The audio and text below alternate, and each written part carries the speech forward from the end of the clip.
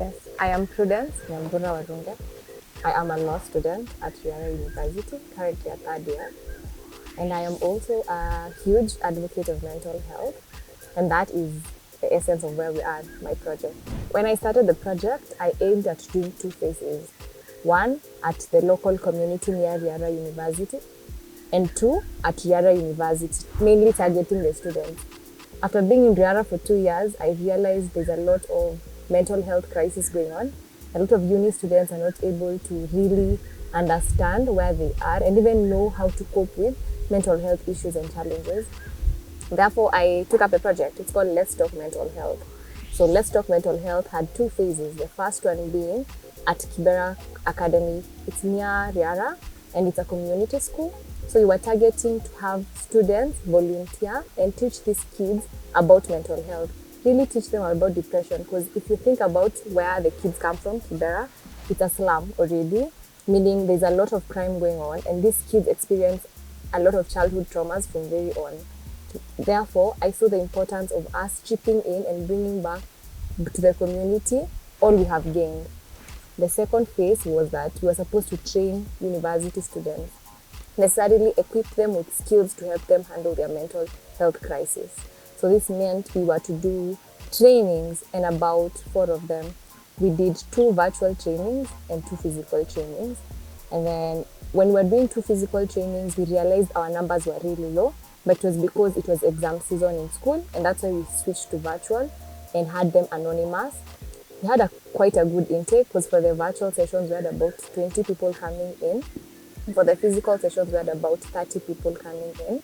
However, I realized I am targeting a bigger, my goal was not being met. And therefore, I moved to the third phase, which would be to collaborate with other universities.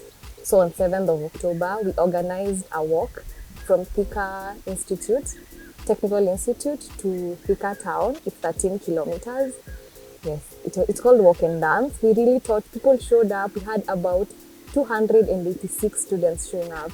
We talked, danced, and I think this is a major impact of my project. Seeing that students not only from Riara University are able to be helped by a project.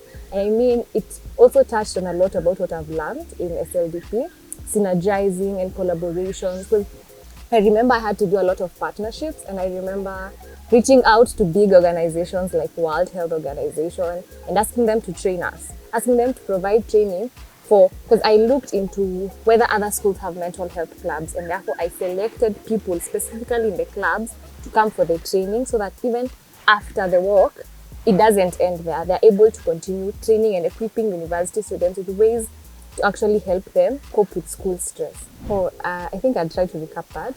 When I talked about collaborations, because the project was so recent, so it's really quick for me to remember. And I remember when I was writing the write-ups for concept note and sending them to organizations, because I wrote about 30 of them and I only got 20 responses. But it's so funny, 19 of the organizations agreed.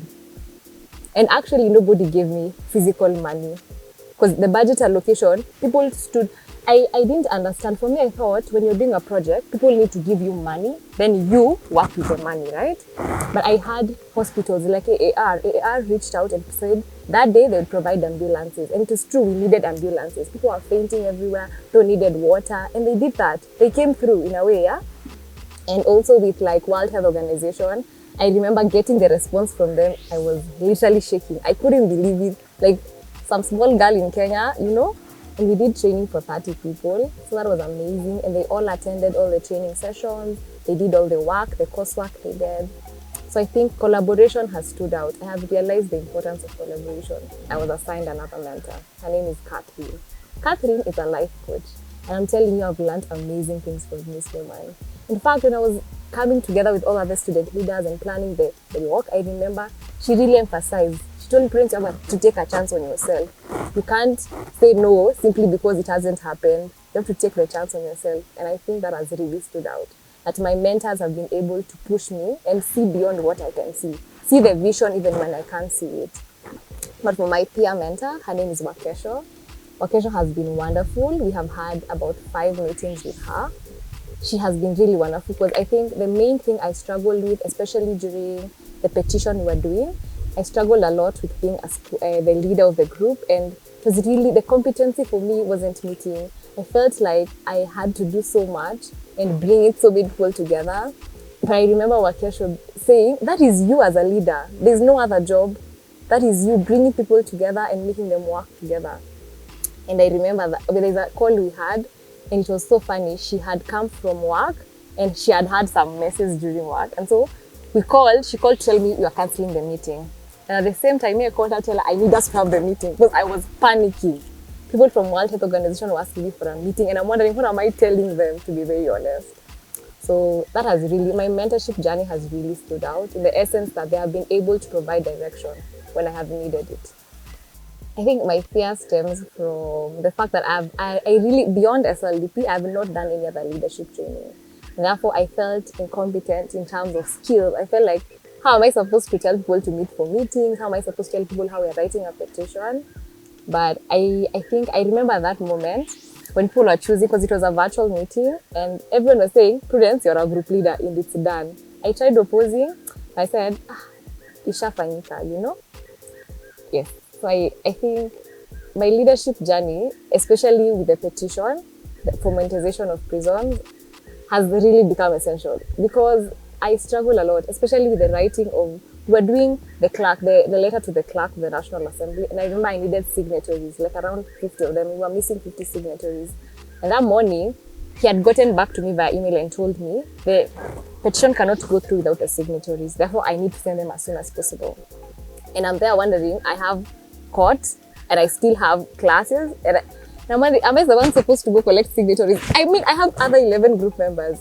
And I remember I called each one and every one of them, and I actually got them to work. That day, we got 70 signatories. It was beyond my imagination. For me, I thought being a leader meant I had to do everything on my own. So being able to give people tasks and especially delegate is something that has been amazing for me to learn.